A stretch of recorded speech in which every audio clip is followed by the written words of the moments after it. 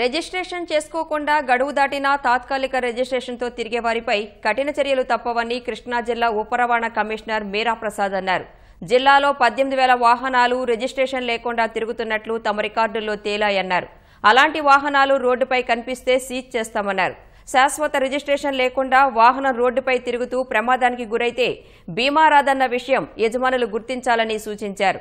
వాహనదారులకు ప్రస్తుతం నడుస్తున్న సిరీస్లో 10,000 నంబర్లలో తమకిష్టమైన సంఖ్యను ఎంచుకునే అవకాశం ఉందని మీరా ప్రసాద్ తెలిపారు. 1000 నంబర్లే ఓపెన్ చేసేవాళ్ళం ప్రతిరోజు. అంటే ఇప్పుడు 1521 స్టార్టింగ్ నెంబర్ అయితే 2520 ఎండింగ్ నెంబర్గా ఉండేది. ఆ ఎండింగ్ నెంబర్ని ఇప్పుడు సిరీస్ చివరి వరకు తీసుకెళ్లిపోయాం. 4-9 వరకు నెంబర్ల కోసం వెయిట్ చేస్తున్నారు. వాళ్ళందరూ కూడా ఈ సదవకాశాన్ని ఉపయోగించుకుని తప్పనిసరిగా రిజిస్ట్రేషన్ చేసుకోవాల్సిందిగా కోరుచున్నాము.